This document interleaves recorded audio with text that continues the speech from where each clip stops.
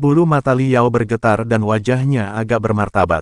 Zaman kegelapan yang hebat adalah periode yang paling penting dalam pengembangan budidaya peradaban sejati.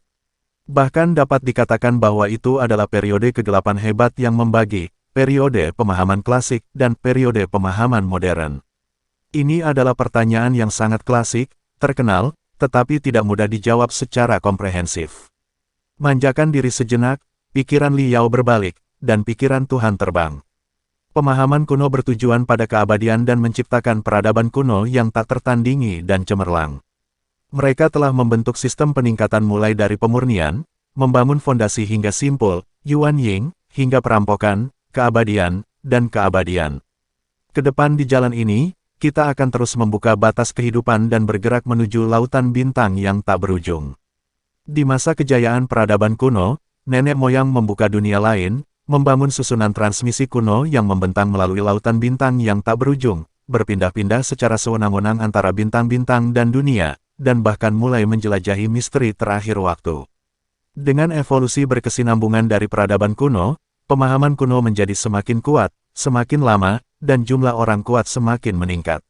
Pada hari-hari awal peradaban kuno, hanya ada beberapa ratus periode pemahaman Jin dan di 3000 dunia, dan puluhan pemahaman periode Ying-Ying.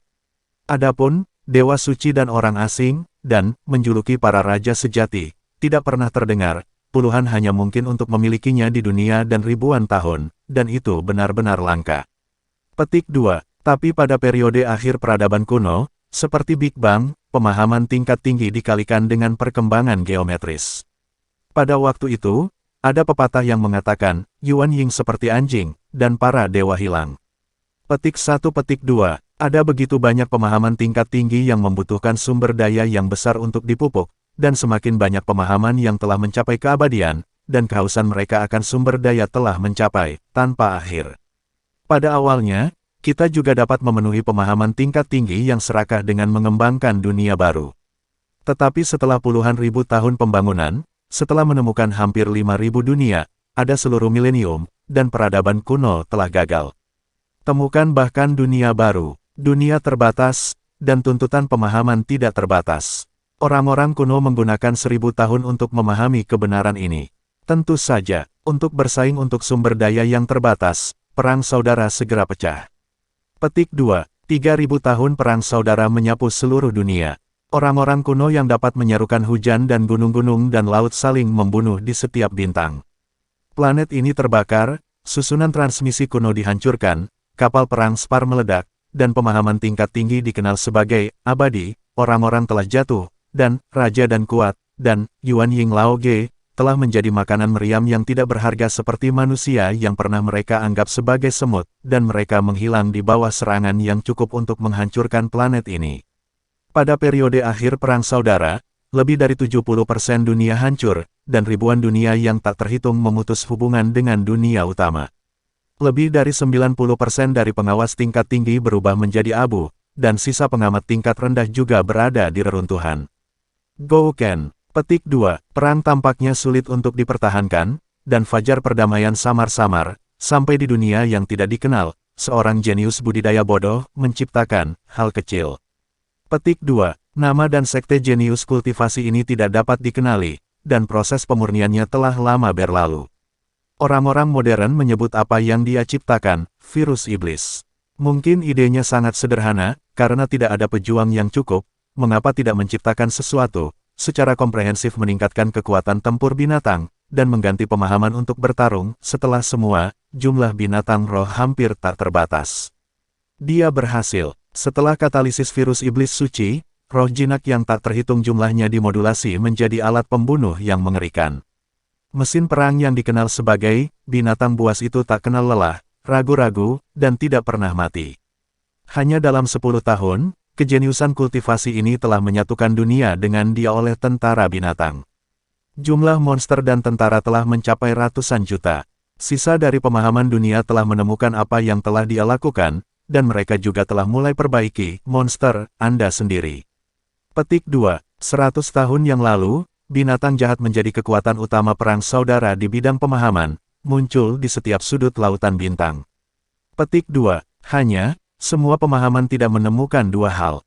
Petik 2. Pertama, Virus iblis memiliki kemampuan replikasi diri dan penularan yang kuat.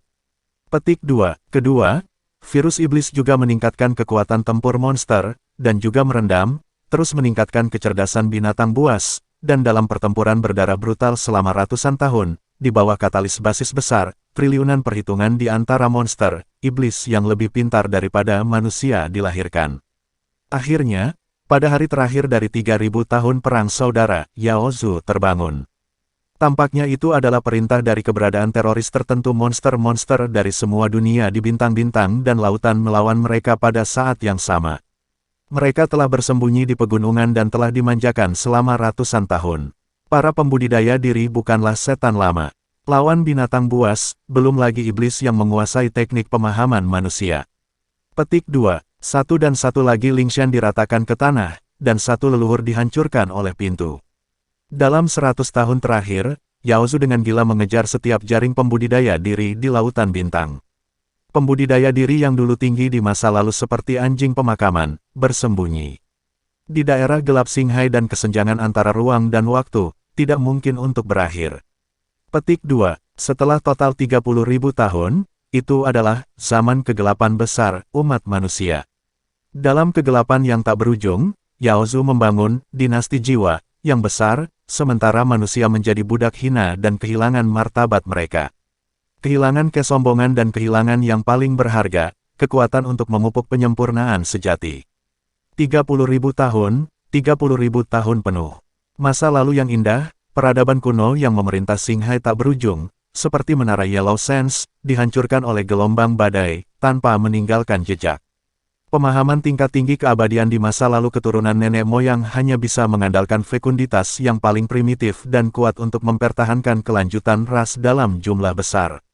Sampai 30.000 tahun kemudian, di akhir zaman kegelapan besar, Yaozu berjuang untuk mendapatkan kekuasaan dan kontradiksi yang tajam, dan manusia mendapat kesempatan untuk bernafas di bawah upaya tak henti-hentinya dari para jenius yang mengembangkan diri sendiri. Manusia meluncurkan 3 revolusi revolusioner secara rahasia. Mendirikan sistem kultivasi diri modern yang benar-benar berbeda dari peradaban kuno, dan kemudian memasuki kembali jalan kultivasi yang luar biasa dan jalan menuju kebangkitan. Petik 2. Di bawah kepemimpinan Kekaisaran Pembangkit Tenaga Listrik Kekaisaran, manusia telah menemukan sejumlah besar peninggalan peradaban kuno dan menciptakan kembali 20 sekte Yuanshi. Setelah ribuan pertempuran berdarah, kemanusiaan dacang, manusia telah menjadi penguasa Singhai yang tak berujung, pemahaman modern. Peradaban juga penuh vitalitas. Petik 2. Jarak dari abad kegelapan besar telah puluhan ribu tahun, dan runtuhnya peradaban kuno telah 40.000 tahun penuh. Sekarang, ini adalah abad pemahaman terbaik, dan itu adalah pemahaman yang menarik dari 40 ribuan. Ketika Liao memikirkan paragraf terakhir, ada hitungan mundur di langit yang melambangkan akhir ujian, dia harus melepaskan gagasan untuk terus menguraikan kehidupan kaisar. Dia dengan santai mengatakan beberapa kata dan dengan cepat mengakhiri. Hampir pada saat kata terakhir muncul di benak, seluruh dunia runtuh dan berubah menjadi seperti kupu-kupu. Liao didorong secara paksa oleh kekuatan, dan bunga itu dikembalikan ke ruang kelas. Terima kasih sudah mendengarkan alur cerita novel. Jangan lupa like dan subscribe channel saya. Semoga kalian semua sehat selalu, amin.